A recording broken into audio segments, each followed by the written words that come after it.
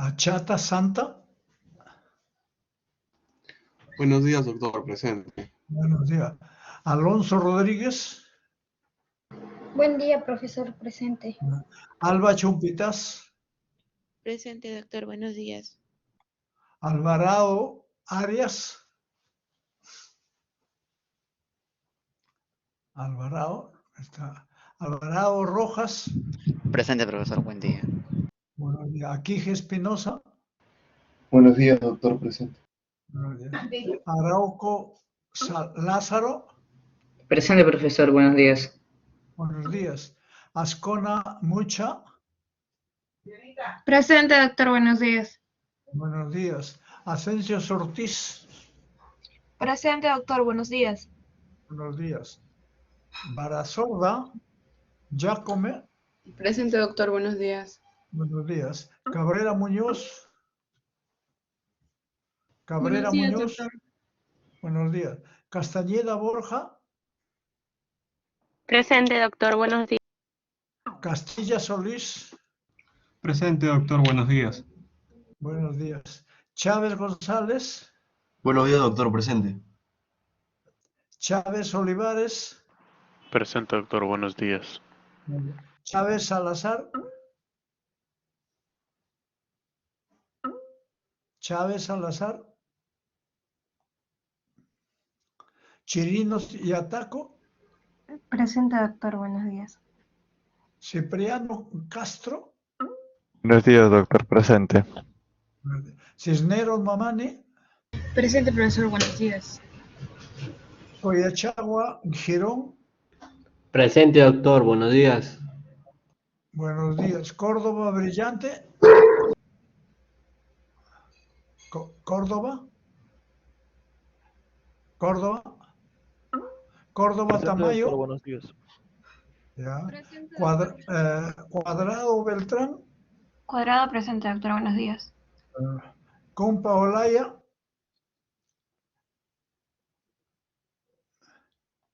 Dextre Contreras. Presente, doctor, buenos días. Díaz Silva.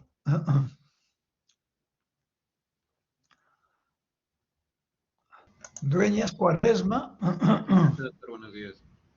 Buenos días. Dueña Leonardo, presente, doctor, buenos días. Por favor, no, los que no están, apaguen su micro, los que no están participando. Sí, había también hay un can ahí que por favor. Dueñas Cuaresma. Presente, doctor, buenos días. Buenos días. Dueñas Leonardo. Presente, doctor, buenos días. Espinosa Olivares. Presente, doctor, buenos días. Espinosa Galván. Presente, doctor, buenos días. Gambarini Garnique.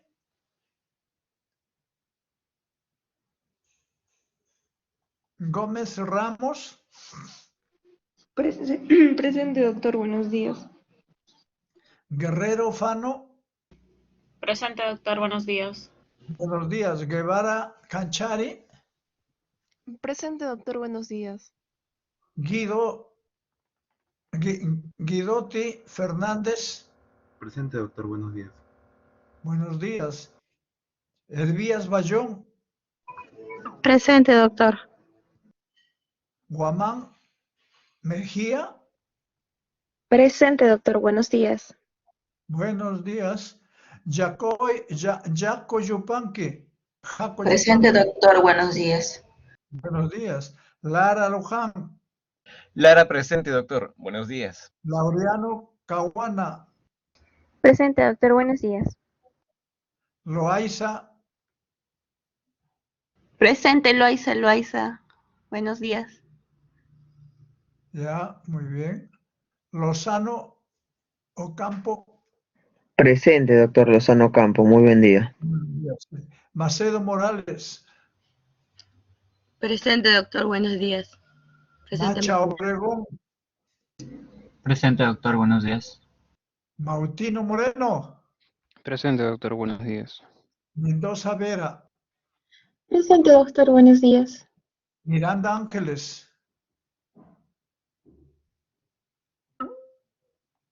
Moreno Rumay. Presente, doctor. Buenos días. Mucho Trigo. Presente, doctor. Buenos días. Oreja Nampa. Ore presente, doctor. Buenos días. Palomino Rodríguez. Presente, doctor. Buenos días. Pangalima Pellón.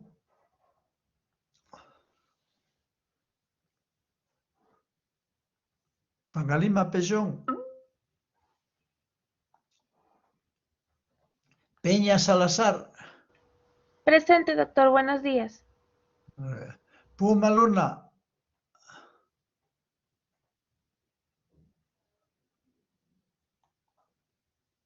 Quispe Delgado. Presente, doctor. Buenos días. Quispitongo Atanasio. Presente, doctor. Buenos días. Buenos días. Rivera Cárdenas. Presente, doctor. Buenos días. Rojas Bernoy. Presente, doctor. Buenos días. Roque Tomailla. Presente, doctor. Buenos días.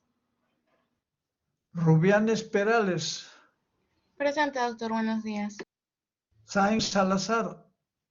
Presente, doctor. Buenos días.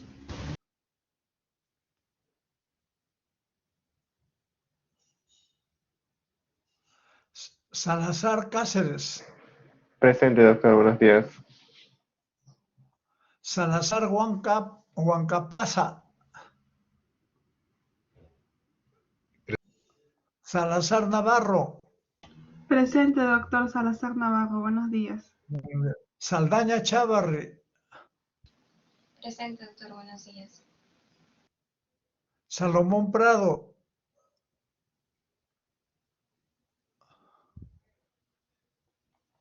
Sandoval Cumbia.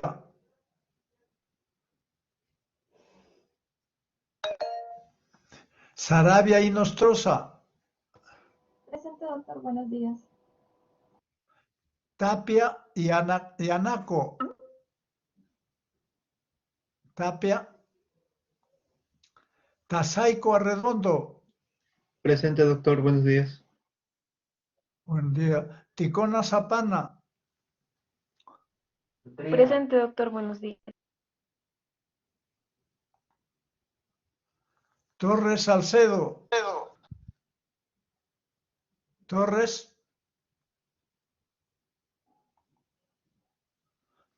Sánchez.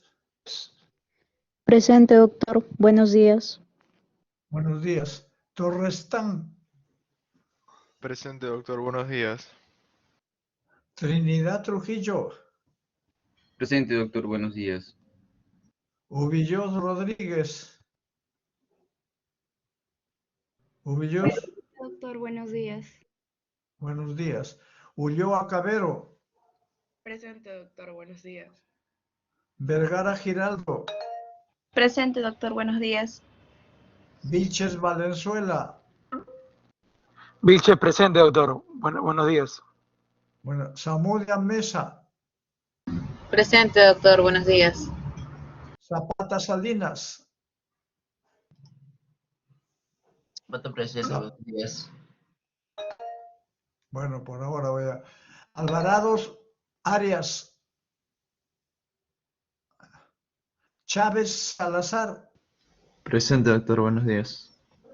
Presente, doctor. Buenos días. Solo que mi audio está fallando un poco. Escúcheme. Alvarado. Sí, doctor, presente. Alvarado. Solo que mi audio está fallando un poco. Por favor. Alvarado Arias, ¿está? Ya. Sí, doctor, presente. Lo que pasa es que mi audio está fallando un poco. Buenos días. Ya está bien, pero para eso es el chat, recién lo ha puesto. Córdoba Brillantes. Presente, doctor. Buenos días. Cumpa Olaya. Presente, doctor. Buenos días. Díaz Silva. Presente, doctor. Buenos días. Gambarini. Presente, doctor. Buenos días. Tienen que tratar de llegar antes, a las 8 en punto, porque ya, ahora estoy por estas dos clases, ¿no? Después ya paso, se quedan con falta. Miranda Ángeles. Presente, profesor. Buenos días. Pangalima Pellón.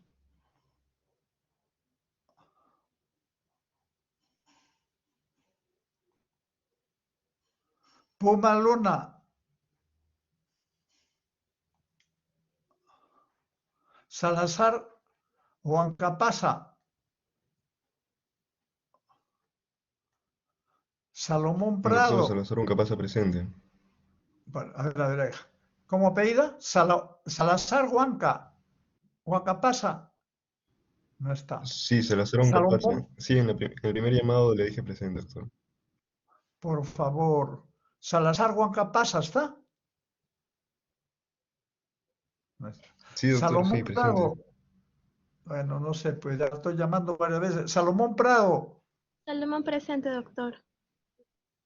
Ya. Sandoval Cumbia. Sandoval presente, doctor. Buenos días.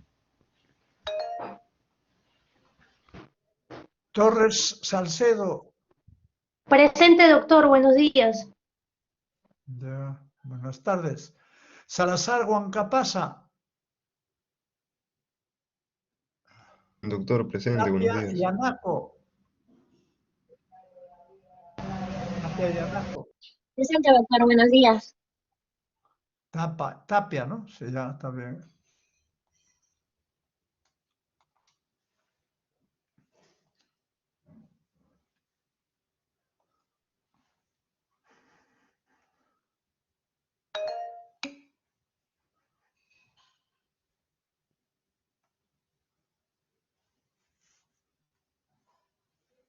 Bueno, tal o Salazar Huancapasa para corregirle. Está bien. No funciona su... Presente, doctor. Buenos días. Disculpe.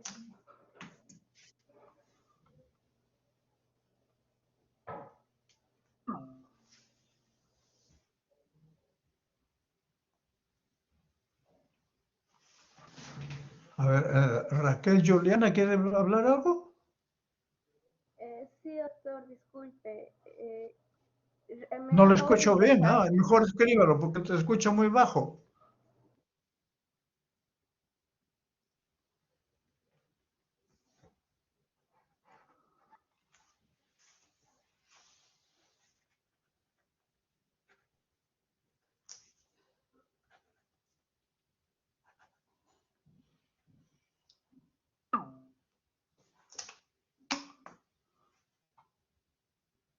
Ya, le voy a hacer la corrección al final.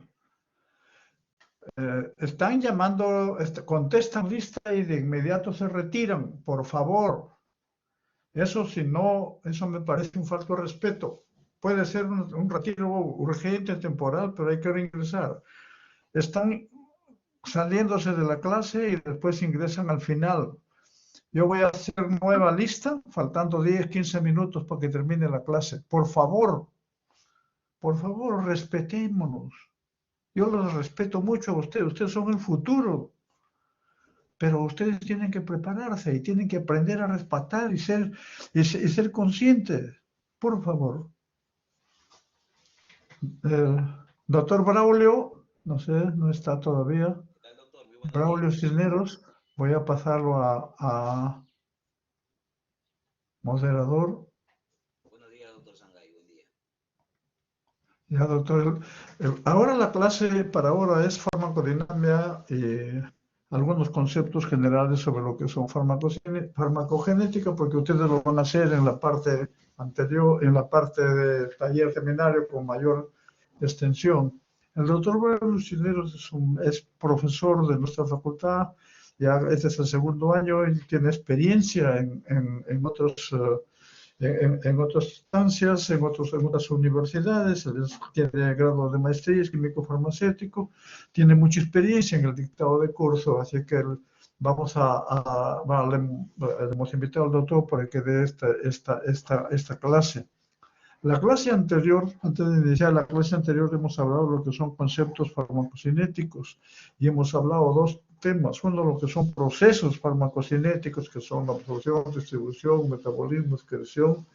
Y luego hemos hablado de lo que son los parámetros farmacocinéticos, que son las biodisponibilidad, que son luego el volumen de distribución, que es la unión proteica. También hemos hablado sobre el equilibrio, el estado de equilibrio. Hemos hablado también sobre lo que es el clearance y cuál es el objetivo principal de la farmacocinética, que es alcanzar concentraciones adecuadas en el lugar de acción. Y de la farmacodinámica, como van a ver, es una relación entre la concentración y el efecto, y lo que lo van a ver ahora. Pero aparte de eso, también hemos hablado de lo que es bioequivalencia. Hablamos de lo que es bioequivalencia, que equivale a que es un equivalente farmacéutico cuando tiene las mismas concentraciones, el mismo principio activo, y además tiene la misma concentración, la misma presentación. Pero además de eso, o sea, son dos equivalentes farmacéuticos que tienen la misma biodisponibilidad, son bioequivalentes. ¿Y cuál es la implicancia de la bioequivalencia? Es el poder usar esos medicamentos, o sea, uno u otro. Y justo algunos condicionan esto para la bioequivalencia, pero la bioequivalencia solamente tiene importancia en los fármacos que tienen de margen terapéutico estrecho, que lo van a ver ahora el doctor, y que generalmente la bioequivalencia se hace inclusive solo para tabletas, ni para soluciones, ni para inyectables. La bioequivalencia es solo para tabletas, porque el perfil de disolución es una buena forma también de ver. Y así, y también hemos hablado de todas las vías, las características de cada uno de ellos. Con esto es un pequeño resumen de lo que hemos hecho en la clase anterior. Vamos a pasarlo. Doctor, bienvenido. Gracias por su... Ya le había publicado su diapositivas, creo que lo tengo acá. Su diapositiva está, acá está. Ya, o si desea usted puede, bueno, pero ya lo puse.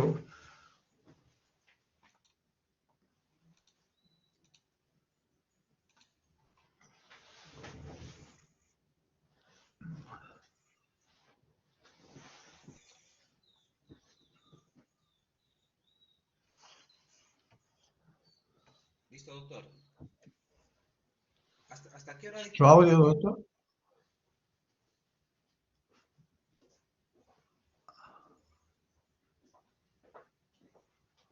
¿No se escucha?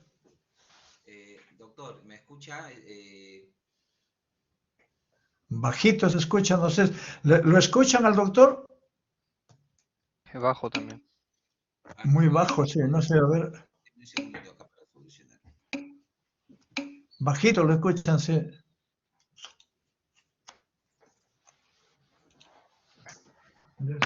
Sí.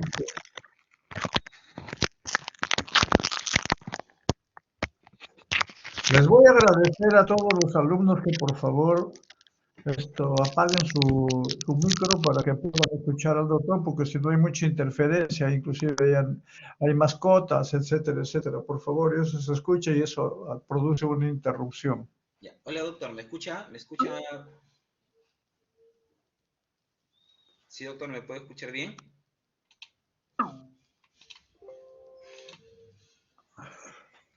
Jóvenes, ¿me pueden escuchar bien? Sí, ya se escucha un poquito más. Sí. Sí, estoy acá con la cámara que haya con el audio.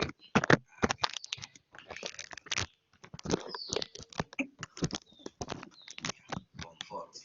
Creo que ahora se escucha mejor.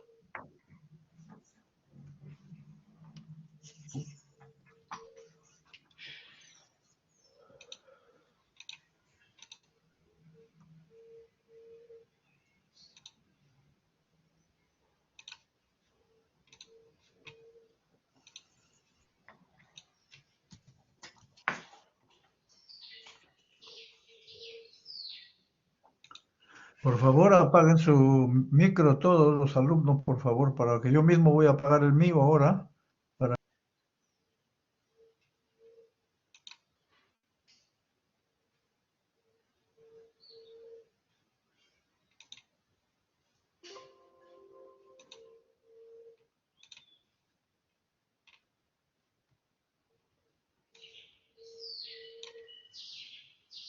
Ya.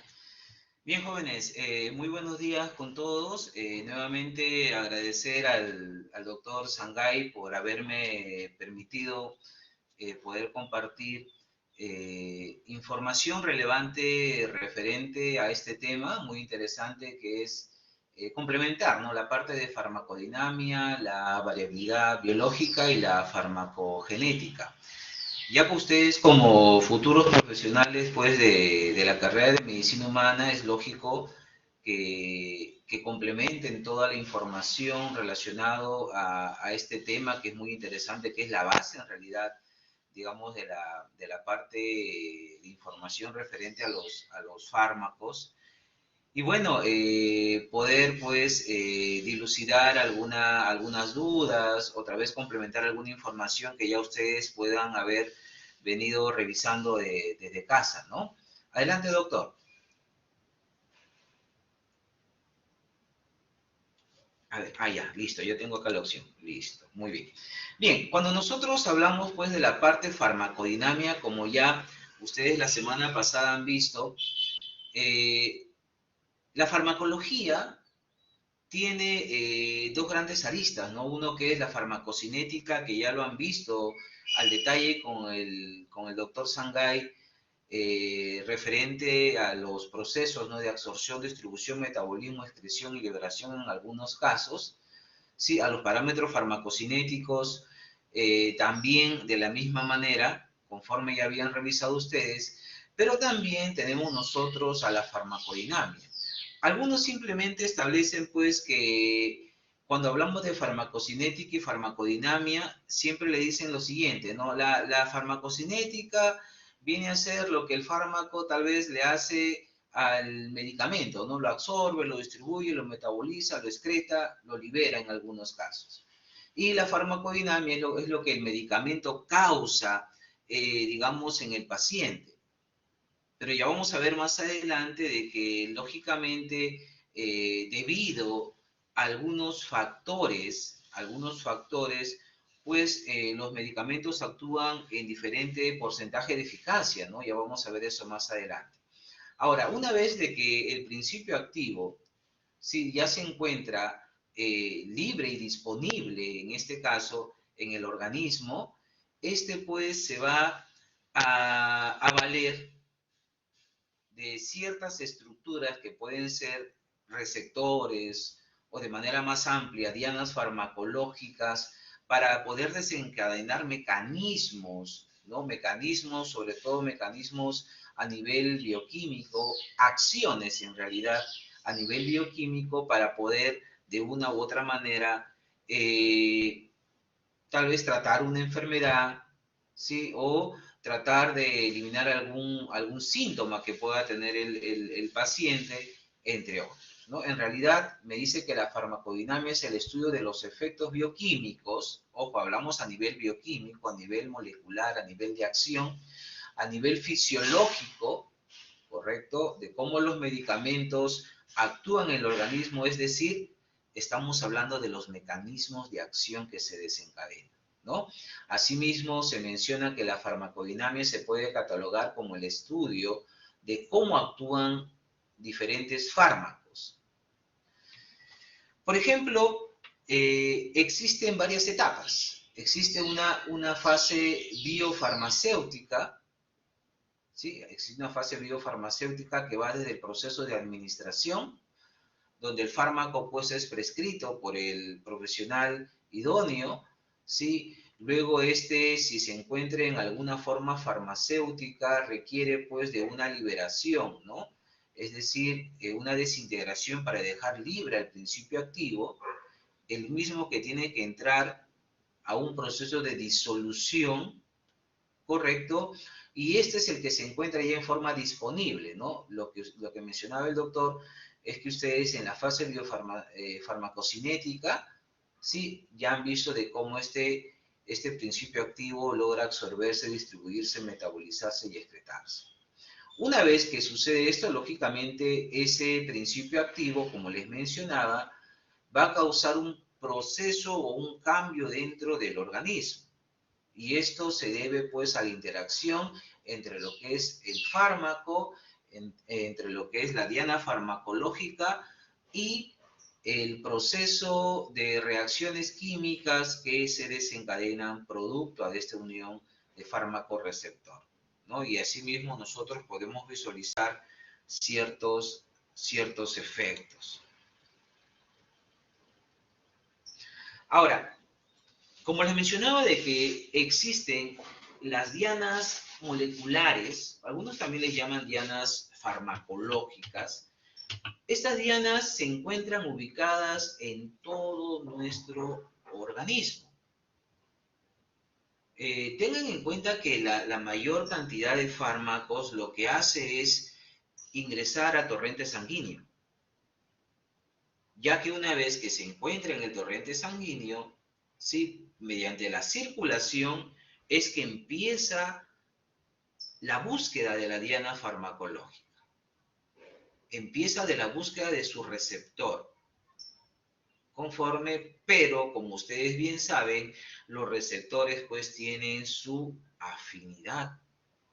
Entonces, digamos que no cualquier principio activo se va a unir a cualquier diana farmacológica, sino que gracias a la especificidad, a la selectividad que se tiene de los fármacos por su determinado receptor, es que éste se va a acoplar y va a desencadenar algunos efectos, ¿sí? Efectos farmacológicos, ¿correcto? Ahora, estas dianas moleculares pueden tener múltiples naturalezas, pero por lo general la mayor cantidad de ellas son de naturaleza proteica, ¿correcto? Es de naturaleza proteica, un gran porcentaje de ellos, pero no quedan exentos, pues, que algunas dianas farmacológicas o dianas moleculares puedan ser lípidos o pueden ser estructuras más pequeñas como son los ácidos nucleicos, ¿no? Por ejemplo, si ustedes observan en esa figura,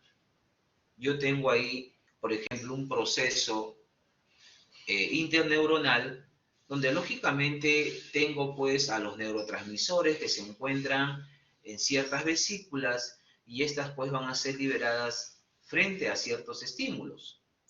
Y estos neurotransmisores, por ejemplo, adrenalina, serotonina, dopamina, igual tienen que buscar su receptor específico para desencadenar mecanismos de acción, ¿correcto? Para desencadenar efectos en el organismo.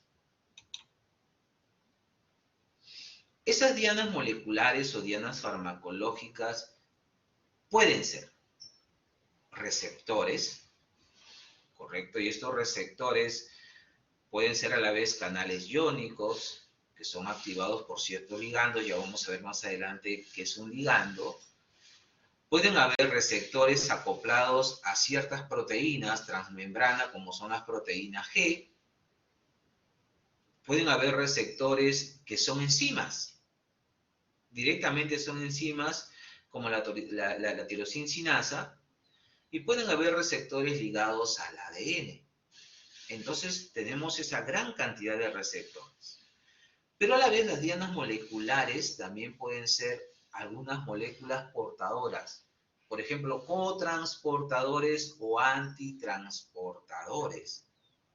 ¿No? Hay algunas dianas moleculares, por ejemplo, que funcionan como carriers y estos permiten, ¿sí?, el ingreso de cierto fármaco dentro de la membrana celular, ¿sí?, y luego una vez dentro de la membrana celular ubicarse pues en cierta organela citoplasmática para desencadenar procesos.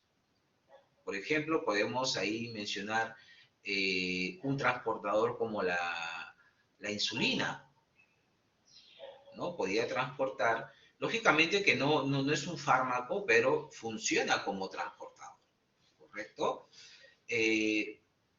Los canales iónicos activados por voltaje, también tenemos canales iónicos activados por voltaje, los cuales se abren o se cierran para permitir el ingreso de alguno de estos iones.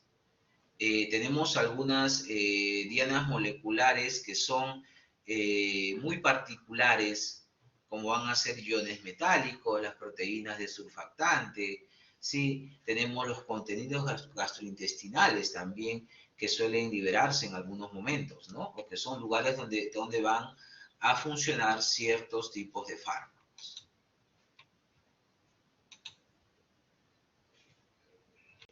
Ahora, ¿qué viene a ser un ligando?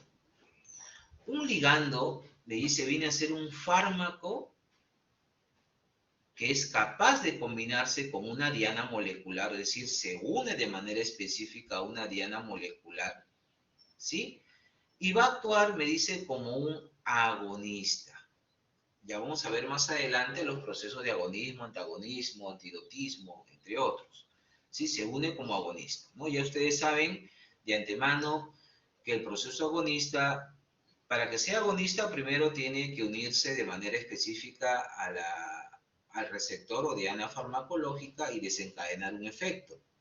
Eso lo sabemos como un agonista, ¿correcto? Entonces, en este caso, este señor se une a su diana farmacológica y puede actuar como agonista completo, agonista parcial, agonista inverso o también puede funcionar como un antagonista, ¿no? Cuando se une al receptor, pero no hay actividad intrínseca o no hay efecto farmacológico, ¿correcto? Muy bien. También un ligando es cuando una molécula se une, me dice, con una diana molecular. No solamente la unión, sino que también desencadena un efecto. Indica que tiene lugar, me dice, la unión, pero no aporta más información sobre la naturaleza de la respuesta celular. ¿Qué es un ligando? Es una unión entre un fármaco receptor. Esa es la información que me da el término ligando. Pero ya, ¿quién me da la información adicional? Cuando yo digo, ah, muy bien, es un agonista completo. Quiere decir que hubo la unión entre el fármaco y el receptor, pero a la vez hubo una actividad intrínseca. ¿Correcto? También el ligando me indica la unión del fármaco al receptor, ¿sí? Que por lo general me dice es reversible. ¿Sí? Es reversible. Implica, pueden haber tipos de enlaces. Puede haber enlaces iónicos, pueden haber enlaces de fuerzas de Van der Waals, pueden haber puentes de hidrógeno, pueden haber interacciones hidrófobas. Sí, me dice cuando hay información de enlaces covalentes, la unión es generalmente irreversible. Cuando nosotros ya hablamos de enlaces iónicos, fuerzas de Van der Waals, puentes de hidrógeno, ¿sí? O hablamos de enlaces covalentes, eso es lo interesante de la farmacología, ¿no? Porque la farmacología se vale de otras asignaturas. Ya ustedes previamente ya han llevado el curso de química. Y en química, cuando han visto el enlace químico, ustedes ya por ello saben dónde hay compartición de electrones, transferencia de electrones, etc. Y ya saben, por ejemplo, me dice, en el enlace covalente, la unión es generalmente irreversible porque son una de las fuerzas, digamos, grandes que existen, ¿no? Dentro de las uniones entre elementos químicos. Y todo esto se complementa con la farmacología. Los ligandos, las uniones, ¿ya? Un ligando es una unión entre el fármaco y su receptor. Eso es lo que acabamos de decir. Pero tenemos que ver cómo es que ha sido esta unión entre el fármaco y el receptor. Para esto se ven las propiedades de estos ligandos. Primero es la afinidad.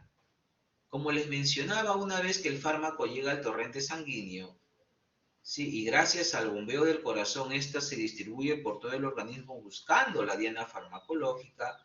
Bueno, se unirá uno por la afinidad. ¿Qué es la afinidad? Es la tendencia de unión, me dice, a un receptor específico. A un receptor específico. Los receptores deben de tener afinidad por un determinado grupo funcional. Es muy probable que un receptor acepte grupos hidroxilos, grupos fenoles, grupos metiles, grupos carboxilos, grupos aminos, ¿no? Y de estos inclusive se tiene en cuenta el tamaño de cadena, digamos, de este principio activo. Sí, es como ustedes recuerden cuando hacían biología el modelo de llave y cerradura, ¿no? Cuando veíamos enzimas sustratos, este es el mismo mecanismo. Sí, una enzima es específica para su sustrato, pero también debería tener una forma específica. Había un sitio de acción, y ese sitio de acción se activaba siempre y cuando, ¿sí?, esta enzima hacía un complemento con el sustrato. Aquí es lo mismo, ¿no? Es un receptor específico. Pero ahora, una cosa es que se una, tenga afinidad y se una al receptor, y otra cosa es que desencadene una acción, ¿no? Por ejemplo, a eso se llama actividad intrínseca. ¿Qué es la actividad intrínseca? Es la capacidad, me dice, de un solo complejo fármaco-receptor para evocar una respuesta. Si se une el fármaco con su receptor, ¿sí?, y desencadena una respuesta, un efecto, a eso se le llama, pues, agonista. Ahí el fármaco es un agonista. Y si simplemente se une el fármaco con su receptor y no hay efecto, solamente bloquea para que otra sustancia no desencadene un efecto, eso se le llama antagonista. ¿Correcto? Entonces, hay afinidad, hay actividad intrínseca. Pero también nosotros tenemos en cuenta el término eficacia. ¿Qué es la eficacia? Relación entre la ocupación de receptores y la capacidad para iniciar una respuesta. Si el fármaco es eficaz, sí, porque lógicamente me dicen, no, este fármaco ha bajado en este caso la temperatura. Ah, muy bien, correcto, ha causado o ha disminuido la inflamación, ha disminuido el dolor. Y esa disminución de dolor, fiebre, inflamación está relacionado a qué tanto de este fármaco se unió a su receptor y desencadenó cierta actividad. Pero también ustedes recuerden que existen varios parámetros que pueden impedir una eficacia, pues, adecuada. Y sobre todo teniendo en cuenta que cada uno de nosotros somos un mundo totalmente diferente, ¿no? Tenemos algunos parámetros que otros no lo tienen y bueno, puede hacer que afecte de alguna manera la eficacia de ciertos fármacos, ¿no?, en algunas ocasiones. El receptor. ¿Qué viene a ser el receptor? Me dice que el receptor viene a ser una macromolécula, ¿sí?, que por lo general es de naturaleza proteica, como ya hemos mencionado, ¿no? La mayor cantidad de ellos es de naturaleza proteica. Este receptor va a interactuar con un determinado fármaco. Ya sabemos que es específico, ¿no?, porque tiene afinidad. Y una vez que se acopla con el receptor específico, desencadena un conjunto de fenómenos bioquímicos que nosotros lo conocemos, pues, como el mecanismo de acción del fármaco, ¿no? A eso se le llama un efecto o una acción farmacológica. Por el término correcto sería una acción farmacológica, ¿no? Porque los efectos se observan por lo general a nivel macromolecular, los efectos y las acciones a nivel bioquímico. ¿Correcto? Bien. Es el elemento diana, me dice, al que se une el fármaco y desencadena una respuesta biológica. Y por lo general tiene una función integradora, me dice, de información y lo que hace es amplificar señales bioquímicas. Desencadena una cascada de reacciones químicas que conllevan, pues, a aliviar cierto síntoma o curar cierta enfermedad. ¿Correcto? Bien.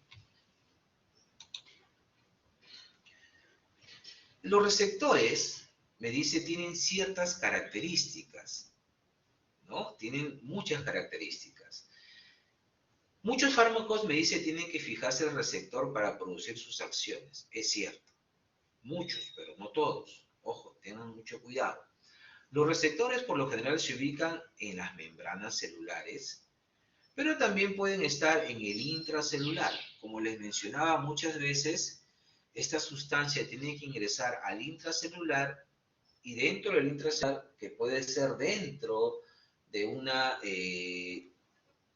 organela citoplasmática, puede ser dentro en el núcleo tal vez, sí va a desencadenar procesos bioquímicos. ¿Correcto? Entonces, es importante mencionar que los receptores se encuentran en lo más recóndito de nuestro ser. Me dice, suelen ser proteínas grandes que contienen un lugar de reconocimiento para el ligando y regiones que interactúan con un sistema de transducción de señales, se les denomina. Por ejemplo, me dice el complejo agonista-receptor. Como ya les anticipé, para que sea agonista tiene que haber actividad intrínseca, es decir, acción, ¿ya? Me dice, el complejo agonista-receptor activo produce una respuesta por medio de un efector o sistema de transducción que se encarga de amplificarse. Recuerdan que una vez que este principio activo llega a su diana farmacológica, no llega a un solo receptor, llega a muchísimos receptores. Eso hace que las señales se amplifiquen. Las respuestas a nivel de tejidos, me dice, no son directamente proporcionales a las respuestas moleculares, ya que no se requiere la ocupación de la totalidad de receptores por parte de los agonistas. Sí, recuerden que el número de receptores que van a ser ocupados, ¿sí? No necesariamente tienen que ser todos para desencadenar un efecto, sino muchas veces es suficiente con algunos de ellos. Bueno, esto es parte ya de lo que se llama, pues, de la biofarmacia. Existe un término que es biofarmacia, que se encarga, pues, de ver cuáles son todos esos parámetros que hay que tener en cuenta para que la molécula cumpla su efecto en un organismo vivo, ¿no? La forma farmacéutica, la dosis, entre otros. Es parte de la constitución de un fármaco, ¿no? Que en realidad, pues, es un proceso que es sumamente costoso, demanda de un tiempo considerable. Por ejemplo, dentro de la industria farmacéutica, el promedio de duración para poder nosotros sacar un fármaco al mercado oscila de 10 años a más por la vía regular. Es el promedio. Claro que pueden ser unos más rápidos, otros pueden ser más lentos, ¿no? Pero a la vez, pues imagínense, 10 años de tener un posible fármaco en el área de investigación y desarrollo de la industria farmacéutica, con inversión, pues, de millones de dólares, y de los cuales solo 1 de cada 10 es que logra cumplir los criterios de seguridad, calidad y eficacia, ¿no? Que establece, pues, la normatividad, que establecen las farmacopeas, entre otros. Bien, los receptores determinan las relaciones cuantitativas entre la dosis, me dice, o concentración de un fármaco y sus efectos farmacológicos. Por ejemplo, si ustedes observan ahí, miren, de manera muy clara, creo que acá puedo amplificar muy bien. De manera muy clara, miren, antes de tomar el medicamento, este medicamento se absorbe, distribuye, deja libre el principio activo y este señor se une a un respectivo receptor y desencadena una actividad conforme. Pero ¿qué pasaría si yo tengo un fármaco, me dice, del tipo agonista? El agonista se une a su receptor y desencadena una actividad, ¿no? Desencadena una actividad. Ese es el agonista, ¿no? Hay actividad intrínseca. En cambio, cuando es un antagonista, solamente lo que está haciendo es bloquear al receptor e impidiendo que otra sustancia siga causando pues el daño en el organismo, ¿no? A eso se le llama antagonista. Es decir, en ambos hay afinidad. En el primero no existe pues en este caso la acción, o disculpen, en el segundo no existe la acción, en el primero sí. Es decir, en el primero hay actividad intrínseca, en el segundo no existe la actividad intrínseca. Ahora, eso tiene que ver mucho con la selectividad, ¿no? La selectividad que existe entre el fármaco y el receptor, ¿no? Me dice, los receptores sirven como intermediarios en las acciones de los antagonistas, ¿sí? De los antagonistas.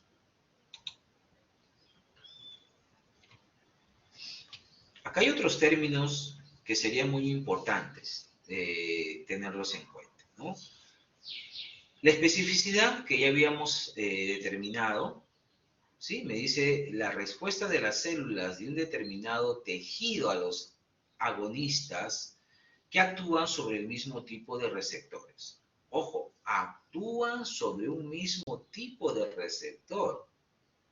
Es decir, acá ya hablamos de un conjunto de fármacos que podría, ¿sí? Que podría, pues, unirse a los receptores. Por ejemplo, ustedes han escuchado muchas veces de que nosotros tenemos a nivel del hígado las enzimas que se llaman deshidrogenasas, ¿correcto? Las deshidrogenasas. Y estas deshidrogenasas, lógicamente, tienen sus receptores. Tienen sus receptores. Cuando nosotros tomamos, por ejemplo, cuando nosotros tomamos etanol, lógicamente tenemos nosotros el conjunto de enzimas hepáticas deshidrogenasas que se encargan de metabolizar este xenobiótico. Pero también nosotros entendemos en algunos casos de que por error algunas personas toman metanol y resultan lógicamente intoxicándose con el metanol. ¿Por qué? Porque tanto el etanol con el metanol se pudieron acoplar a ciertos receptores, porque el receptor tenía especificidad, por ejemplo, por grupos hidroxilos. Y tanto el metanol como el etanol tienen grupos hidroxilos. La única diferencia es la extensión de la cadena carbonada. ¿Y qué hicieron? Se unieron. Se unió al receptor a nivel hepático. Cuando viene esta deshidrogenasa, las deshidrogenasas pues son específicas. Son específicas y la deshidrogenasa lo que puede hacer es eliminar, pero etanol, más no metanol. Entonces la persona se empieza a intoxicar, ¿no? Empieza a intoxicar y a tener todos los estragos de una intoxicación con metanol. Y cuando vamos al protocolo de tratamiento para esta intoxicación, es que se le administre etanol. De tal manera, por una competición entre el metanol y el etanol, este etanol logre ganar al metanol y se ubique nuevamente en el receptor, de tal manera que este metanol salga del organismo por otras vías, ¿no? Vía urinaria, heces, sudor, saliva, etc. Entonces hay que tener en cuenta que hay ciertos receptores que por su especificidad pueden recibir diferentes fármacos, ¿no? Pero lógicamente estos fármacos deben tener alguna característica en común, ¿ya? La sensibilidad. Muchos fármacos producen acciones intensas a dosis muy bajas, ¿correcto? Me dice, la energía para la respuesta no la proporciona la droga o el complejo droga-receptor, sino que se requiere pues un sistema de amplificación de la energía potencial almacenada en la célula. Ojo, es cierto de que toda sustancia, ¿no? Toda sustancia, en este caso, va a desencadenar un conjunto de reacciones químicas o bioquímicas dentro de un organismo vivo. Y lógicamente algunas de ellas requieren de cierta cantidad de energía para poder desarrollar la actividad, porque nada se mueve en un organismo vivo si no es con energía. ¿No? Todo cambio físico o químico demanda del uso de energía. Salvo pues que alguno de ellos se mueva pues por difusión pasiva, entre otros, ¿no? Pero la mayoría requieren pues de energía, ¿no? La selectividad. Las respuestas celulares son las respuestas celulares en las que intervienen los receptores, ¿no? Me dice, solo se desencadenan por un número limitado de sustancias con grupos estructurales y con propiedades electrónicas muy similares. ¿Correcto? Entonces hay que tener mucho cuidado, jóvenes, cuando se administra un fármaco y ver pues cómo este actúa en un organismo vivo. Sobre todo cuando nosotros hacemos un análisis, ¿no?, de los diferentes mecanismos por los cuales actúa el fármaco cuando hacemos la parte práctica en el laboratorio, ¿no? Por ejemplo, ven el efecto antidiarreico y empiezan a dilucidar varias hipótesis. Pero ¿qué hacemos nosotros? Nos guiamos de literatura científica, verificamos cuáles son los posibles mecanismos por los cuales estos actúen y lógicamente vamos encontrando nuevos términos cada vez, ¿no?, que revisamos información. Y lógicamente eso se va a complementar con lo que ustedes puedan pues obtener de cierta literatura científica, pero lógicamente también que sean de algunas fuentes confiables, ¿no? Muchas veces en el internet encontramos información y no todo ello es de fuente confiable, ¿no? Y en vez ustedes de fijar algún conocimiento, resultan pues confundiéndose más y más. Los receptores, correcto, muy bien, Miguel Antonio. A ver, acá estás, Miguel.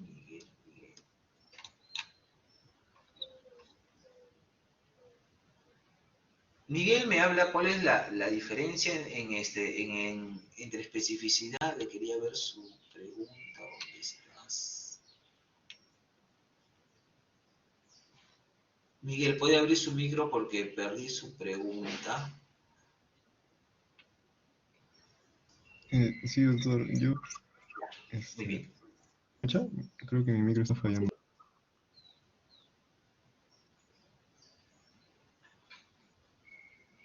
Se entrecortó. Bien, pero creo que era entre especificidad y selectividad, si no me equivoco. Ya, correcto, gracias. Ya lo vi otra vez. Especificidad y selectividad. Muy bien, cuando nosotros hablamos de especificidad, nos estamos fijando solamente en fármacos del tipo agonista. ¿Ya? Fármacos del tipo agonista. Aquellos que se van a unir y van a desencadenar una actividad intrínseca. Y ahí cuando hablamos de selectividad, sí van a ser un conjunto de sustancias que no necesariamente van a ser agonistas. Pueden ser agonistas, pueden ser antagonistas, ¿correcto? Y de cualquier tipo de ellos. ¿Ya? Por ahí, es por eso que teníamos nosotros ahí las letritas de naranja, ¿ya? Para poder diferenciarlas. Bien, estos receptores, como se mencionaban, pues, son de múltiples tipos.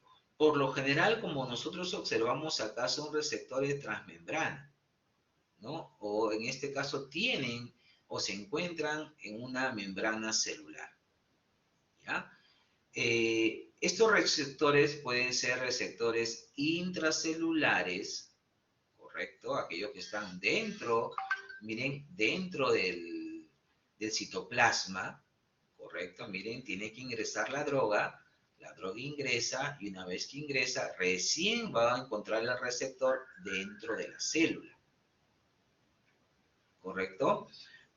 Hay algunos receptores con actividad enzimática intrínseca, o sea, recién cuando se une el fármaco o la droga al receptor, va a desencadenar un proceso o se va a formar una segunda sustancia, ¿no? Y muchas veces requiere, pues, de ciertas catalizadores para poder desarrollar su actividad, ¿no? También nosotros tenemos receptores asociados a enzimas, ¿no? Por ejemplo, es el caso número 3.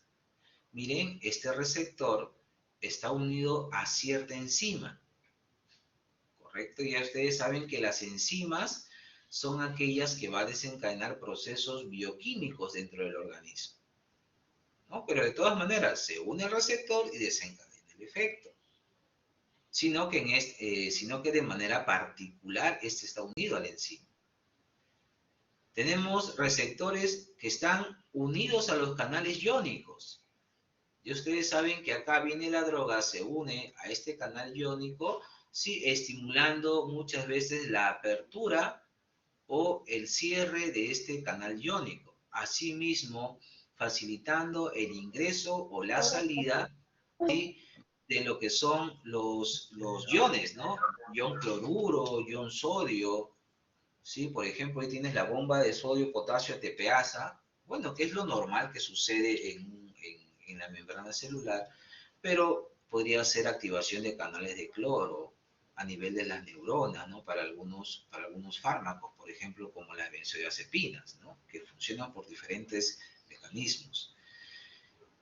También tenemos nosotros los receptores acoplados a la proteína G, ¿no? Estos son muy específicos, son receptores transmembrana, son muy complejos, tienen muchos dominios que van a permitir, pues, que se desencadene una acción farmacológica, ¿no? Ahí tenemos la proteína G.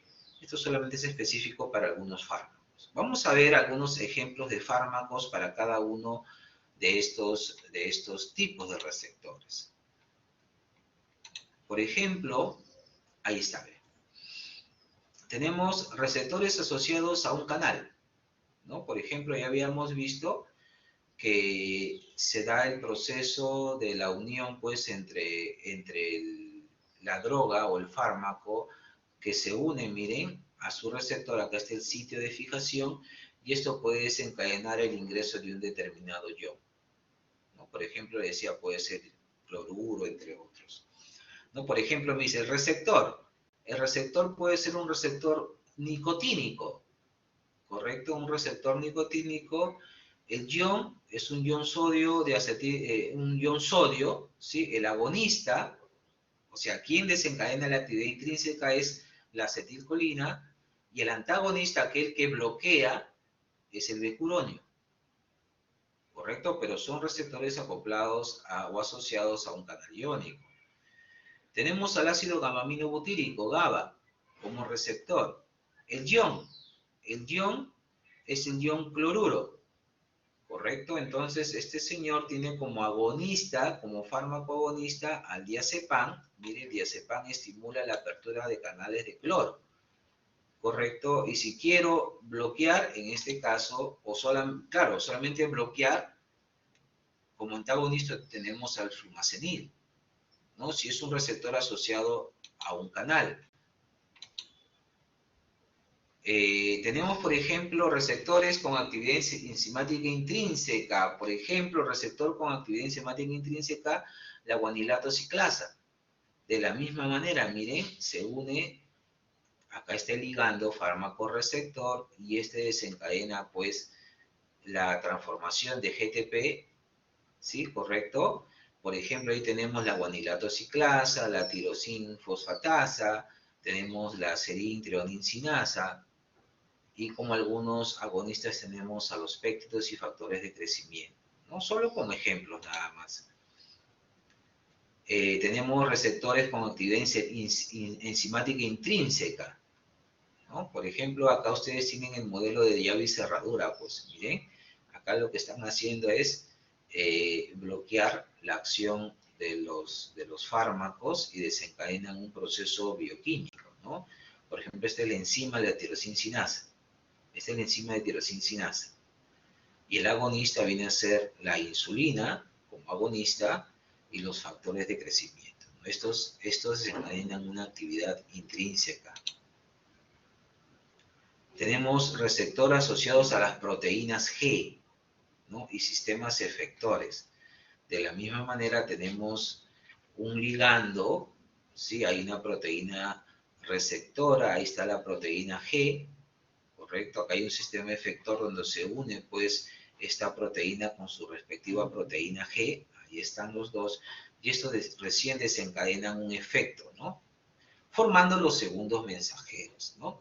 Cuando hablamos de segundos mensajeros, pues, es todo un tema, ¿no? Quiere decir que muchas veces lo que pensamos que directamente el fármaco o el principio activo que yo tengo va a desencadenar la acción, no necesariamente.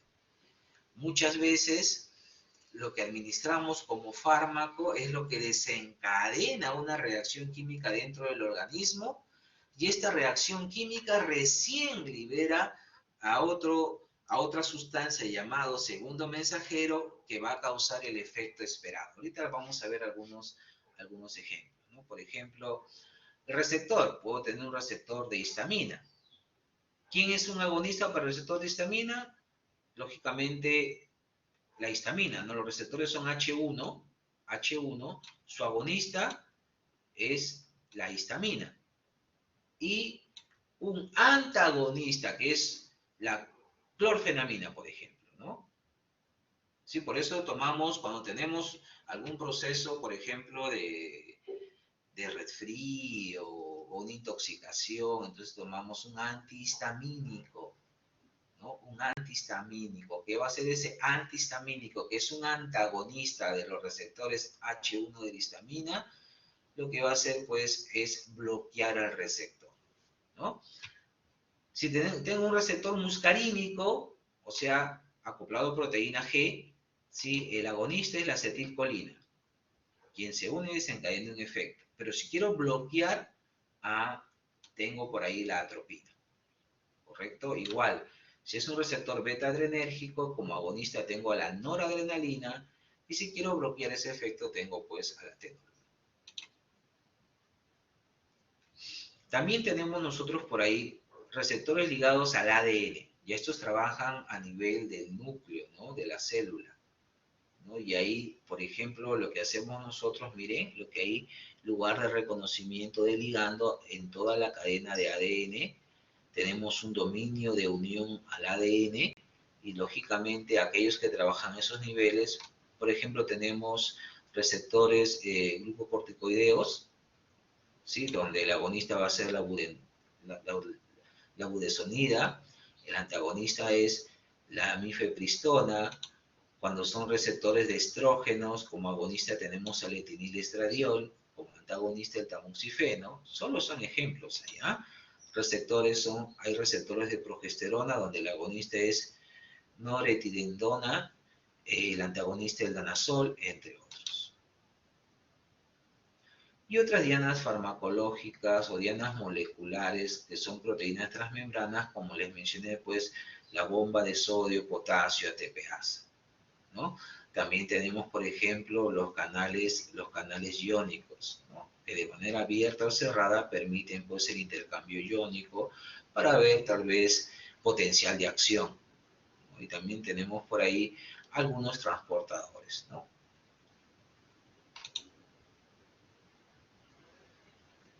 Por ejemplo, acá se menciona lo que hemos hablado, ¿no? Otras dianas moleculares son las bombas asociadas al ATP. Se llaman ATPasas, ¿no? Estas utilizan energía liberada de la hidrólisis del ATP y permiten transportar iones a través de las membranas, ¿no? Lógicamente, como utilizan energía, por lo general están en contra de un gradiente electroquímico. Utilizan transporte activo, correcto, me dice, para mantener desfavorable la concentración intracelular de iones como sodio, hidrógeno, calcio. Por ejemplo, hemos visto la bomba de sodio, potasio, ATPasa, ¿sí? Y la bomba de hidrógeno, potasio, ¿no? Por ejemplo, para el primero, como inhibidor, la digoxina, ¿sí? Y se utiliza como inotrópico. Y el segundo es la bomba de hidrógeno, la que liberan, pues, iones hidrógeno, inhibidor, el omeprazol, y su uso es como antiulceroso. Muy bien, hay algunos que son canales iónicos activados por voltaje, correcto. Algunos que están a favor de la gradiente de concentración, son proteínas transmembranas, poseen algunos sensores, que permiten abrir y cerrar, ¿no? Por ejemplo, tenemos canales de sodio. ¿Quién lo bloquea? La lidocaína. ¿Para qué se usa? Como anestésico local, ¿no? Canales de calcio. ¿Quién lo bloquea? El nifedipino. ¿Y cómo se utiliza? Como un antihipertensivo. Otras dianas moleculares, por ejemplo, tenemos aquellos que facilitan el movimiento de pequeñas moléculas como iones, aminoácidos y azúcares, lo que les mencioné al inicio, ¿no?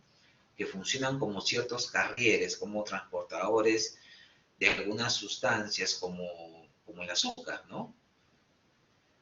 Dice, a diferencia de los canales iónicos, solo pueden fijar una o pocas moléculas al mismo tiempo, ¿no? Existen unitransportadores, transfieren una sola molécula, ¿sí?, a favor del gradiente de concentración, o cotransportadores y antitransportadores transfieren un tipo de ion, ¿ya?, o molécula, pero va contra la gradiente de concentración. También tenemos ahí lo que mencionaba, unitransportador, el cotransportador y el antitransportador, ¿no? Recaptadores de noradrenalina, cotransportador colina, ¿sí?, y el antitransportador o el antiportador o antitransportador de sodio con hidrógeno. Solamente como referencia, jóvenes, ¿ya? Y acá mencionarles los segundos mensajeros, ¿no? Como les decía, no necesariamente el principio activo que se encuentra dentro de un medicamento es aquel que va a unirse directamente a la diana farmacológica y desencadenar el efecto, no, sino muchas veces esta se une a ese receptor X y desencadena la liberación de una segunda sustancia. A esta segunda sustancia se le conoce como segundo mensajero. Y este segundo mensajero es la que sí directamente va a desencadenar el efecto que uno espera, ¿no? Bueno, eso es lo mismo. Muy bien. Ahora, hay que tener en cuenta, me dice que los receptores interactúan con ciertas sustancias químicas exógenas. Estas sustancias exógenas no necesariamente tienen que ser fármacos.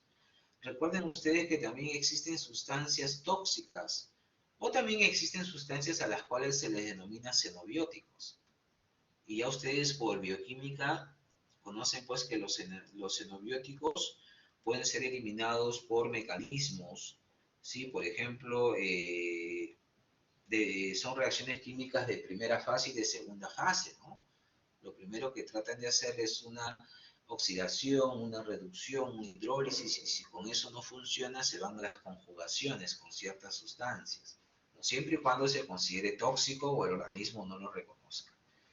Que en realidad la mayor parte de los fármacos va a seguir ese proceso, ¿no? Porque no son sustancias que el organismo los reconozca como tales, como suyas, ¿no? Sino las reconoce como una sustancia totalmente extraña y busca la manera de cómo ser eliminadas. Es parte del metabolismo y excreción de los fármacos.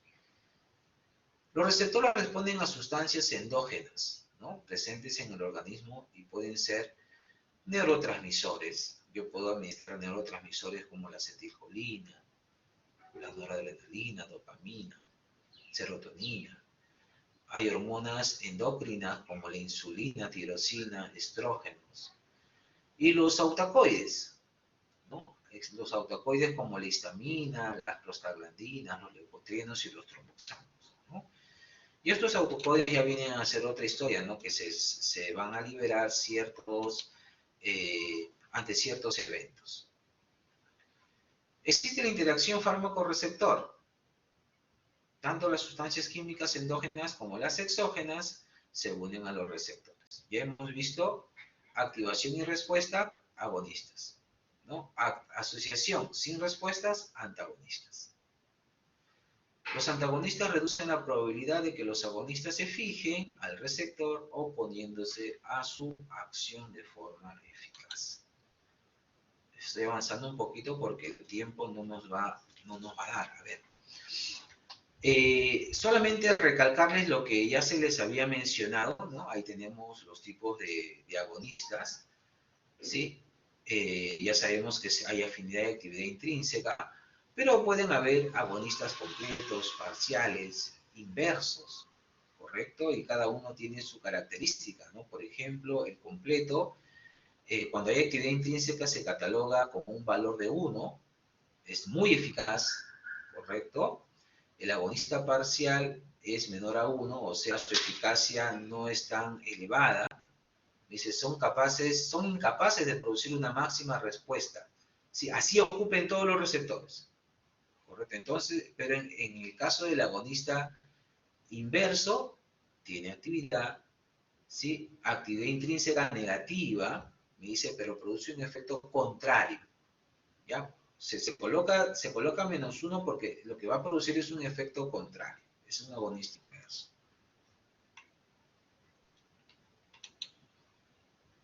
Ahí están algunos ejemplos de agonistas.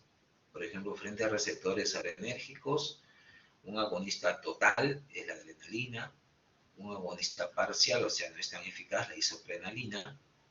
¿Sí? Receptores muscarínicos tenemos a la pilocarpina y un agonista parcial para los receptores muscarínicos a la sanomelina. Solo como ejemplos. Ya también hemos mencionado que los antagonistas tienen de la misma manera, se unen al receptor, pero no tienen actividad intrínseca. ¿Ya? Y existe antagonismo competitivo. Me dice, un antagonista competitivo es un fármaco que posee una estructura química similar al agonista y compite, me dice, con este por el mismo lugar de unión al receptor. Y tenemos un antagonista no competitivo que se une a un receptor produciéndose, me dice, indirectamente una respuesta que antagoniza la producida por el antagonismo. Por ejemplo, ahí tenemos como antagonista receptor alfa-adrenérgico, el antagonista fentolamina, por ejemplo, ¿no? Beta-adrenérgico, propranolol, ¿no? Receptor ácido gamma-aminobutírico, flumazenil. ¿No? Antagonistas, por ejemplo, irreversibles, miren, antagonista, tenemos, por ejemplo, a la estricnina, lo que se le administra, por ejemplo, a las ratitas cuando colocan pues veneno para ratas, eso es estricnina, ¿no? El receptor se llama glicina y el antagonista se llama estricnina. En los no competitivos tenemos, por ejemplo, fármaco adrenalina, receptor beta-adrenérgico, efecto, ¿no? Me dice, aumenta la frecuencia cardíaca. La acetilcolina tiene otro receptor, que es el muscarínico, que disminuye la frecuencia cardíaca. Adrenalina, receptor alfa-adrenérgico, que hace una vasoconstricción. ¿Sí? Histamina, receptor histaminérgico H1, vasodilatación. No son opuestos, ¿no? Es lo que mencionaba la literatura. Y los casos de antidotismo, lógicamente, para estos casos lo que tenemos que hacer en primera instancia es tratar el tóxico, ¿no? Tratar de eliminar esa fuente del tóxico. Evitar de que esta sustancia o este principio activo se siga uniendo a los receptores para desencadenar efectos negativos.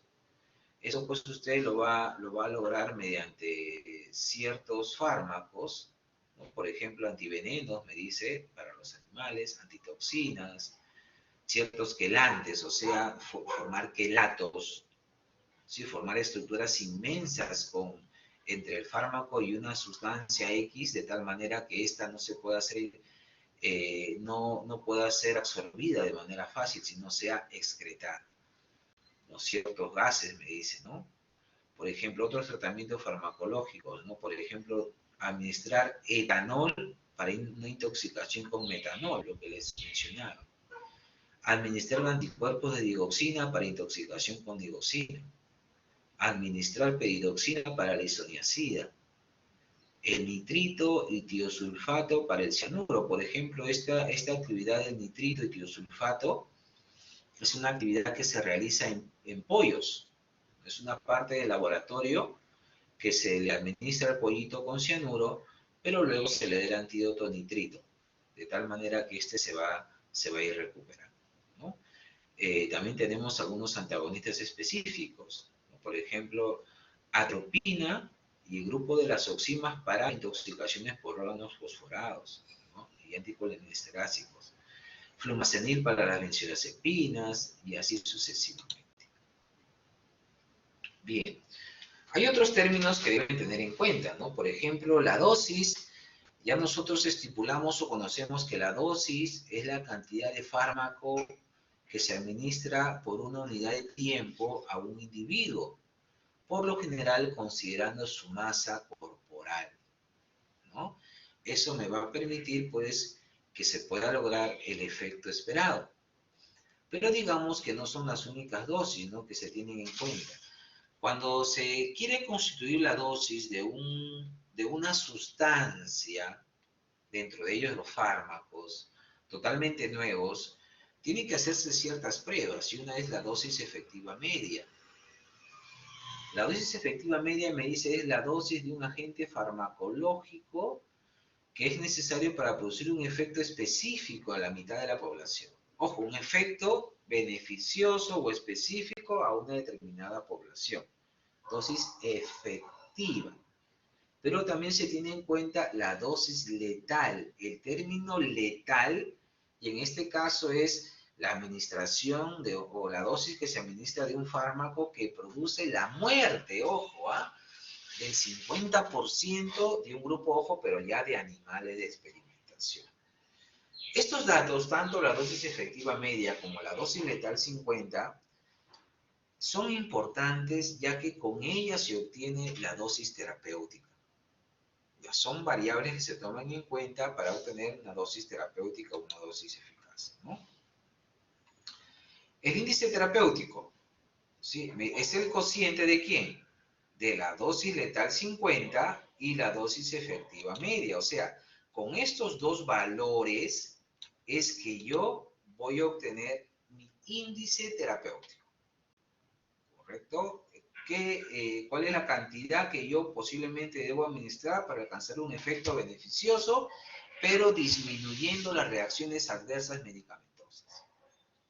¿Correcto? El índice terapéutico señala el grado de selectividad que posee un fármaco para generar un efecto buscado. En estudios en seres humanos puede compararse la concentración necesaria para producir un efecto tóxico con la concentración requerida para que surjan los efectos terapéuticos en una población, ¿no?, para evaluar el índice terapéutico primario. El rango. El rango, ya ustedes también es un término que posiblemente lo hayan visto y lo van a complementar en su seminario. Es la diferencia entre la concentración mínima tolerada y la concentración mínima efectiva de un fármaco. Son dos límites, jóvenes. Sí, voy a pasar esto porque quiero ir acá. Está. La concentración, en este caso, cuando se ha catalogado como mínima, ya, las mínimas. La concentración mínima tóxica es la que ustedes observan en la parte superior y la concentración mínima efectiva es la que encuentran en la parte inferior. Quiere decir que, dependiendo la vía de administración de un fármaco, voy a apreciar esta relación entre la concentración del fármaco en sangre dependiendo del tiempo.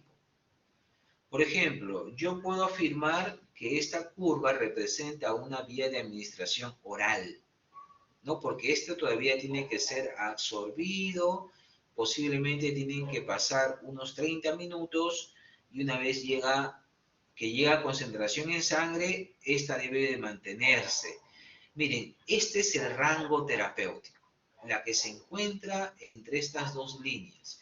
Y ahí es donde yo debo mantener la concentración del fármaco de tal manera que cumpla mi tratamiento y logre, por ejemplo, eliminar un microorganismo, una bacteria. Amoxicilina, por ejemplo, cada 8 horas durante 7 días. Quiere decir que yo debo de asegurar que cada 8 horas administre el tratamiento de tal manera que no vaya a bajar de la concentración mínima efectiva, porque si no, no hay efecto. tampoco me puedo dar el lujo de decir, me olvidé el tratamiento, por lo tanto, voy a administrar, me olvidé el medicamento de 8 de la mañana. A las 2 de la tarde me tomo 2 dosis.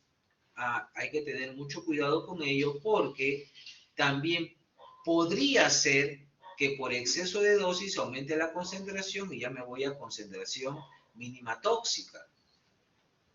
¿Correcto? Pero como son fármacos de amplio margen terapéutico, es muy difícil que ocurra, en este caso, o intoxicación o, en este caso, digamos, falta de efectividad de tratamiento, ¿no? Por lo general, las personas se olvidan y ¿qué están haciendo? Están causando resistencia a los fármacos. Eso hay que tener mucho cuidado. ¿Qué más debo de tener cuidado? Que no todos los fármacos son de amplio margen terapéutico, sino también existen fármacos de un estrecho margen terapéutico, miren, existen fármacos, me dice, de un estrecho margen terapéutico, ya que me dice un margen muy exiguo, muy mínimo que yo administre por equivocación, o bien intoxico al paciente, o bien el tratamiento no va a funcionar.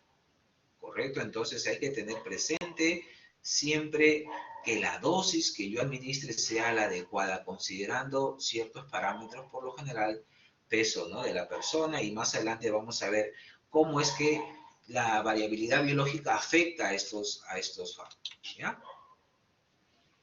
Por ejemplo, los de estrecho margen terapéutico, por ejemplo, antibióticos como la vancomicina, la micacina, gentamicina, que suelen causar, pues, ototoxicidad, ¿sí?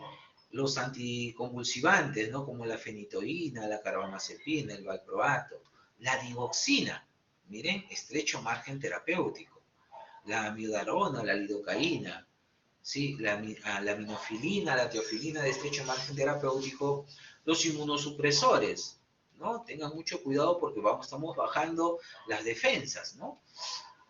Los antidepresivos tricíclicos, como la amitriptilina, la imipramina, ¿no?, que son de estrecho margen terapéutico. Pero también hay que tener en cuenta dos términos, ¿no? Lo que es eficacia y lo que es potencia. ¿Qué es la eficacia?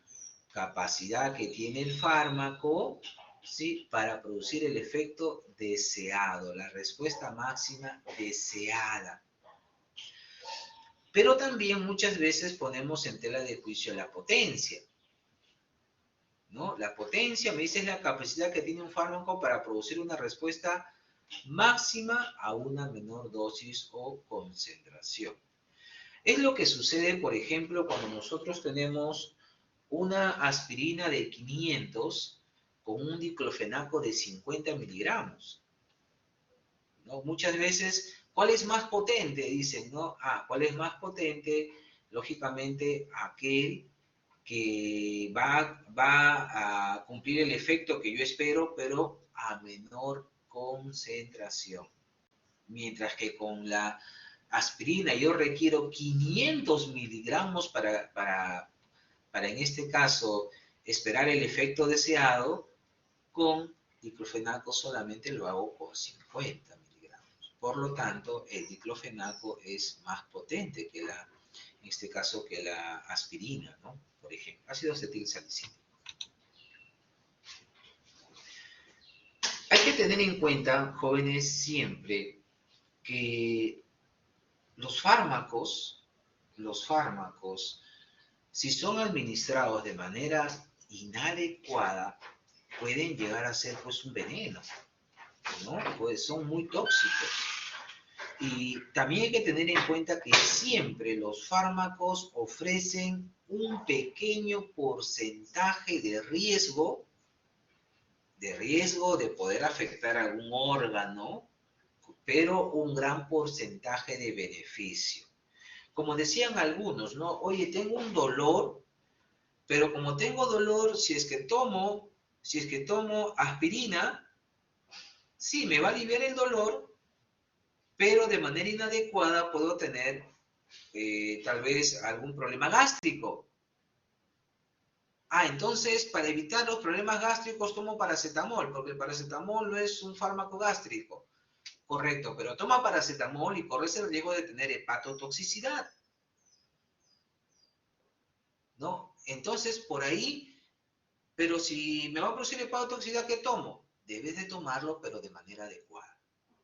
Tómalo tal vez media hora antes de los alimentos, media hora después de los alimentos, tómalo con abundante agua, ¿correcto? Pero guarda en este caso todas las indicaciones. No vas a tomarlo con gaseosa, si es un medicamento ácido, porque puede agravar un proceso de gastritis. No lo tomes en ayunas. Entonces, existen ciertas sugerencias que debemos considerar para la administración de fármacos. Ahora, jóvenes, cuando nosotros vemos estos fármacos, pues como les mencionaba, cada uno de nosotros somos un mundo totalmente diferente. No todos nos encontramos en las mismas condiciones de salud. Hay algunos que pueden ser varones, por ejemplo, que pueden tener algunas enzimas en mayor cantidad como las deshidrogenasas. Pueden ser mujeres, pueden ser adultos mayores, pueden ser niños, pueden ser personas que tengan otra patología, pueden tener obesidad, pueden tener un hipotiroidismo, puede ser que han consumido el medicamento en ayunas, puede ser que han consumido el medicamento con abundantes sustancias grasas. Es decir, cada uno de nosotros somos diferentes y podemos reaccionar o el fármaco puede causar algunas ligeras variaciones en nuestro organismo. A eso lo llamamos variabilidad biológica, ¿no? Claro que los fármacos pues se ha hecho para las masas, para un conjunto de personas considerando por lo general peso, considerando el peso. Pero muchas veces el peso no es suficiente pues para asegurarme que la terapia va a ser al 100% efectiva.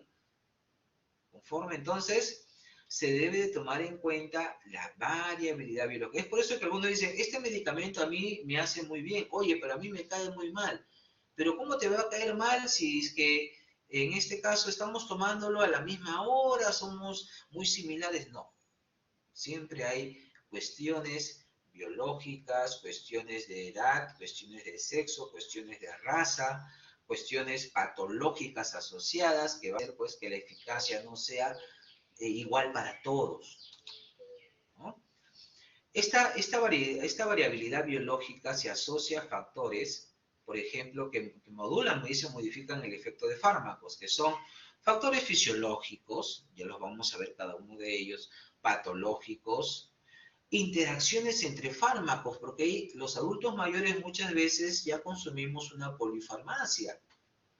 Usted no ha visto muchas veces, por ejemplo, se ha acompañado a un familiar al seguro. El seguro ahora te da medicamentos para 3 meses, ¿no? Y, por ejemplo, yo tengo a mis padres, cada vez que le acompaño al seguro, ellos salen con una tremenda bolsa chequera lleno de fármacos para 3 meses. Que tienen fármacos para la presión, que tienen fármacos para la diabetes, que tienen fármacos para el dolor, ¿correcto? Y así un tremendo conjunto de fármacos. Entonces, lógicamente, los adultos mayores van a tener el inconveniente, pues, que estos fármacos puedan alterar, pues, el efecto de otros, ¿no? No todos, pero existe ese gran porcentaje de riesgo y los alimentos que consumimos. Por ejemplo, factores que modifican el efecto de los fármacos a nivel fisiológico, el peso. Recuerden que la mayoría de fármacos, de acuerdo a la farmacopeia británica o estadounidense, está elaborado para personas que tienen una contextura promedio de 70 kilogramos. Y de acuerdo a nuestra forma, a nuestra contextura, a nuestra raza, pues acá en el Perú encontramos de todo tipo. Puedo encontrar una persona muy bajita, sí, que le voy a dar que tal vez pesa 50 gramos, sobre todo las señoritas que son muy delgaditas, que pesa 50 kilos, y le voy a administrar un fármaco para 70 kilogramos. Como pueden haber personas muy altas y obesas, que van a estar sobre los 150 kilos, sí, le voy a dar un fármaco para 70 kilogramos. ¿no? El peso, la misma edad. La edad también juega un papel fundamental, ya que recuerden que nuestro organismo, pues, ha venido trabajando durante un mayor tiempo. Nuestro corazoncito ya no es igual, nuestro hígado, digamos, otros órganos ya no responden igual. Ya no excretamos igual los fármacos. Ya no absorbemos ni metabolizamos igual los fármacos. Entonces, hay que tener ciertas especificaciones para la administración. Y además, y más adelante es que se cree importante pues que la farmacogenética nos va a ayudar a todo ello, a una terapia individualizada, ¿no? Eso lo vamos a ver en unos minutos. La edad, el sexo, el embarazo, ¿no? Donde también pues uno, de que están restringidos ciertos fármacos en ciertos periodos de gestación, y otro es que los procesos metabólicos son diferentes. Los ritmos biológicos, nuestro ritmo circadiano es diferente. Mientras que algunos están acostumbrados a almorzar tal vez a las 12 del mediodía, otros lo hacen a las 2 de la tarde. Pero mi organismo, si es a las 12 ya empiezo a secretar ácido gástrico, ¿sí? Porque el organismo sabe, se acostumbró que en ese momento, por lo general en ese periodo, ¿sí? La persona empieza a consumir alimentos. Es por eso que cuando estamos acostumbrados a almorzar a las 12, y no comemos, nos empieza a doler el estómago porque se libera el ácido gástrico, porque se supone que tu ritmo circadiano, tu ritmo biológico está acostumbrado a recibir alimentos. Por eso hay que tomar agua o suplir con algún otro alimento, ¿no? Para evitar todas estas cosas. Es por eso que existe pues el omeprazol, que existe por ahí la ranitidina que se toma en ciertos momentos, o bien en el día o bien en la noche, dependiendo de este fármaco, porque el organismo se está acostumbrando a liberar ciertas sustancias en determinadas horas, ¿no? Los ritmos biológicos son muy importantes, los factores genéticos de la misma manera. Asimismo, puede haber alteraciones en la absorción, sobre todo en las personas, en los niños, ¿correcto? Y en los adultos y adultos mayores, ¿no? Alteraciones de absorción, alteraciones de proteínas plasmáticas. Los niños no tienen todavía formado todas las enzimas para poder degradar ciertos fármacos. Hay problemas de insuficiencia hepática, sobre todo en los adultos mayores, enfermedades genéticas, enfermedades inmunológicas que también pueden afectar, sobre todo cuando hay fármacos, pues, inmunosupresores, ¿no? Inclusive hay enfermedades que nos atacan a nuestro propio sistema inmunológico, ¿no? Hay situaciones donde en los trasplantes hay que deprimir el sistema inmunológico para evitar algún rechazo de estos nuevos órganos. También la variabilidad biológica tiene que ver con las interacciones farmacológicas, ¿no? También alteración de la absorción, las proteínas plasmáticas que están en nuestro organismo, la insuficiencia hepática, cuando hay insuficiencia renal, como les mencionaba, la mayoría de los fármacos se excretan por la orina. Hay que tener en cuenta el clearance, ¿no? Si no, puede haber intoxicación.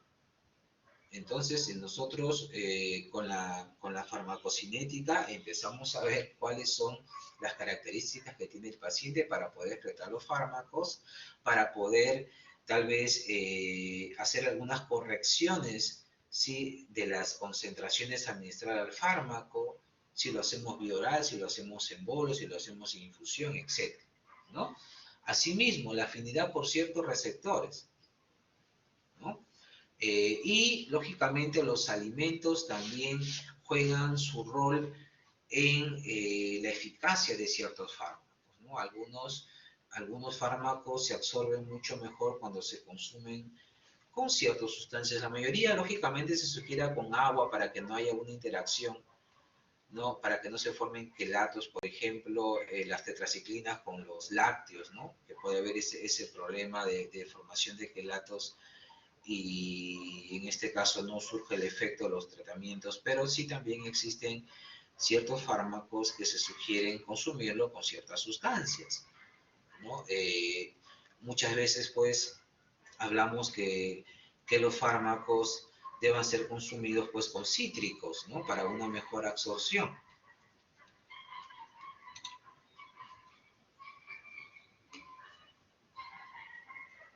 Correcto, metotrexate con ácido fólico, así es.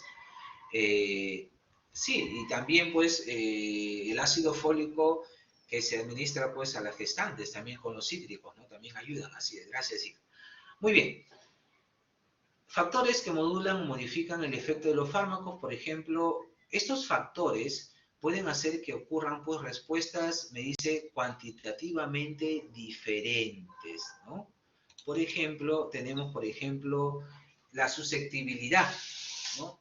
La susceptibilidad, por ejemplo, algunos somos muy hiposusceptibles a algunos fármacos, quiere decir que con pequeñas concentraciones de fármacos ya alcanzamos el efecto. Algunos somos normosusceptibles, que es la mayoría de nosotros, que a una concentración adecuada es que ya estamos totalmente aliviados, y algunos que son hipersusceptibles, lógicamente que requieren concentraciones un poquito mayores, ¿no? Para poder alcanzar el mismo efecto. Ahí viene el término tolerancia, ¿no? La tolerancia cuando hay personas que pues requieren mayor cantidad de fármaco para poder alcanzar el efecto que al inicio alcanzaban, ¿no? Por ejemplo, esto nosotros lo podemos observar cuando algunos quieren un tranquilizante, empiezan pues con tranquilizantes menores, ¿sí? Tipo alprazolam, empiezan con media tabletita, luego pasan a 2 tabletas, luego ya no es suficiente, pasan a otro fármaco un poquito más fuerte, tal vez diazepam. Después de diazepam, una vez que ya no les hace nada, ya pasan a clonazepam y el cuerpo se va de una u otra manera sensibilizando a estos fármacos, ¿no? Por ejemplo, existe también lo que les mencionaba, ¿no? El proceso de sensibilización, la regulación de baja y la taquifilaxia, ¿no? En este caso, como les mencionaba, pues yo requiero mayor concentración para poder obtener el mismo efecto, ¿no? Entonces ahí la desensibilización para algunos y la sensibilización en otros casos, ¿no? Que a veces requieren ya ir consumiendo poco o ir disminuyendo las concentraciones de fármacos para alcanzar el efecto. Muchas veces porque los efectos o reacciones adversas son un poco complicados. Muy bien, correcto, como la calcitonina. Muy bien. Muy bien. También existe pues la idiosincrasia, ¿no? La idiosincrasia, que es la reactividad anormal a un xenobiótico, ¿no? Que es peculiar en un individuo dado. Hay extrema sensibilidad a dosis bajas, hay extrema sensibilidad a dosis altas. Por ejemplo, me menciona la unión de un fármaco covalente con proteínas séricas, ¿no? Que conducen a la presentación de un acteno extraño, dando como resultado una respuesta inmunotoxicológica. Son casos muy aislados. Y para terminar con esta parte, como ustedes han visto en estos momentos, la variabilidad biológica hace pues que no todos respondamos de la manera igual, ¿no? O de una manera igual entre los fármacos. Como usted observa, esa figurita que está ahí, ¿no? Por ejemplo, ¿no? Hay algunos que necesitan recibir, por ejemplo, un tratamiento, 20 miligramos, ¿no? 2 veces, me dice, al día, ¿correcto? Otros necesitan recibir mucho más, ¿correcto? 80 miligramos, ¿sí? Si es varón, si es mujer, o sea, va a variar muchísimo, ¿correcto? Entonces, ¿quién tiene que ver la terapia individualizada del paciente tomando en cuenta todos estos criterios? Es la farmacogenética. La farmacogenética se estipula como la relación, me dice, directa entre los genes del paciente y los fármacos que ya toma o se le van a describir. Esto permite una prescripción personalizada. Es una disciplina que estudia el efecto de la variabilidad genética, ojo, de un individuo en respuesta a diferentes fármacos, ¿no? Esta, me dice, la farmacogenética está estableciendo las bases para que la medicina sea personalizada. Es decir, para que cada persona obtenga el medicamento ideal en la dosis adecuada y de acuerdo a su organismo y a su capacidad de metabolización de estos fármacos. ¿Correcto? Entonces, ya no va a ser suficiente realizar pues un análisis donde pues van a sacar un perfil hepático, un perfil lipídico, sino también podemos hacer un análisis para ver el perfil genético, cómo es que va a responder a ciertos fármacos o qué sustancia es deficiente en esta persona para poder hacer que este tratamiento funcione. ¿Correcto? Me dice, cada persona es diferente, genéticamente diferente. Por lo tanto, los medicamentos no funcionan igual para todos. ¿Qué sabemos referente a la farmacogenética aplicada a la parte clínica? Me dice, permite una medicación y aplicación personalizada y correcta del fármaco. Con estas pruebas yo voy a saber cuál es el fármaco adecuado, qué dosis es la que realmente le va a ser eficaz, ¿sí?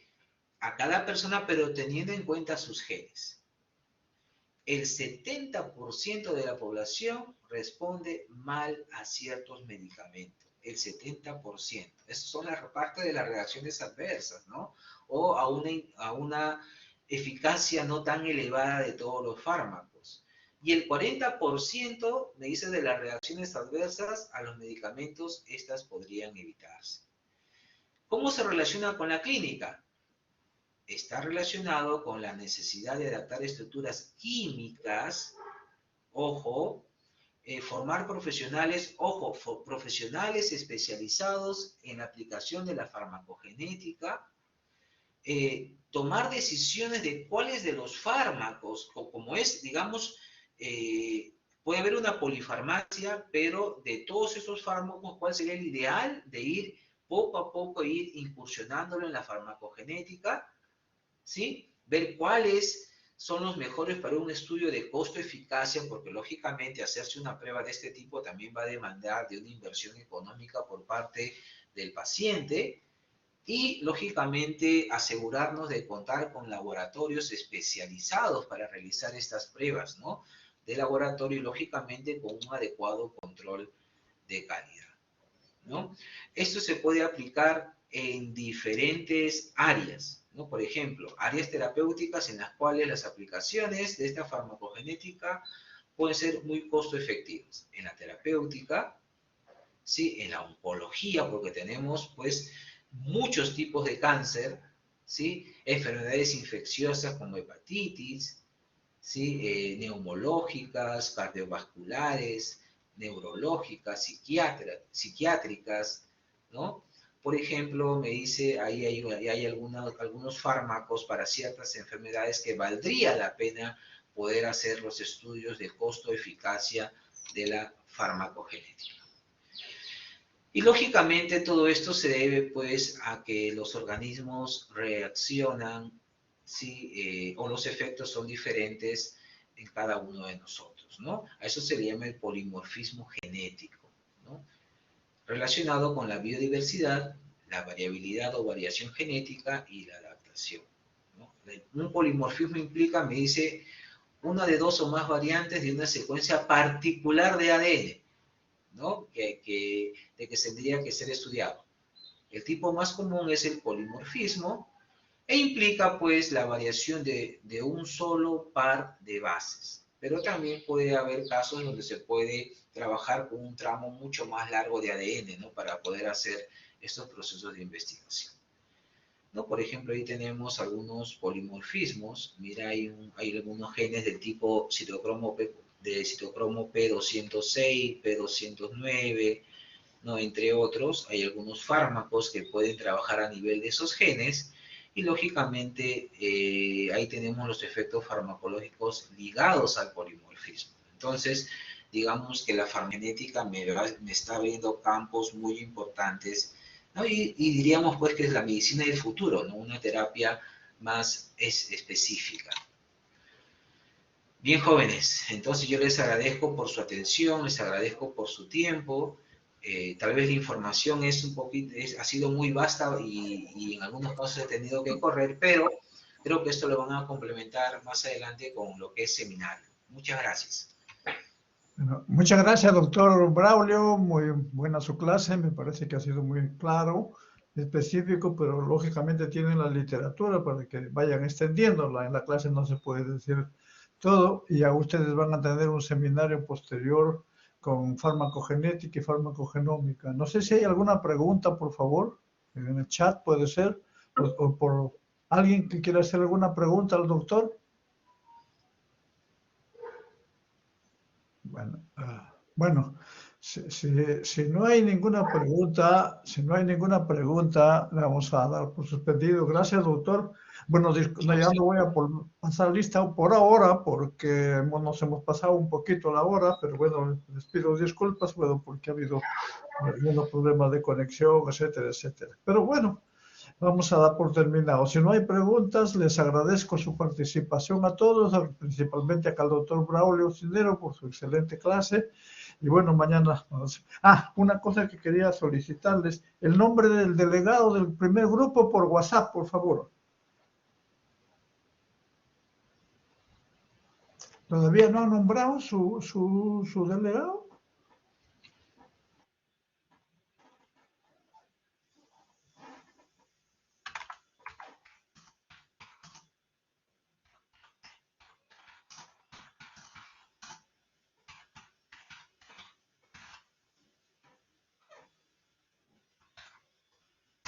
¿Cuál es el nombre de su delegado?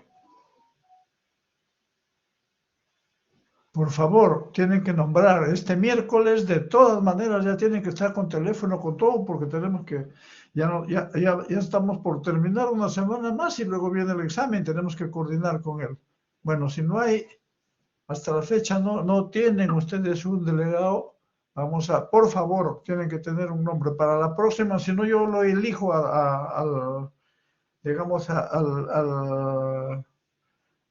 ojo, no al ojo, sino el hijo, más o menos, o sea, por favor.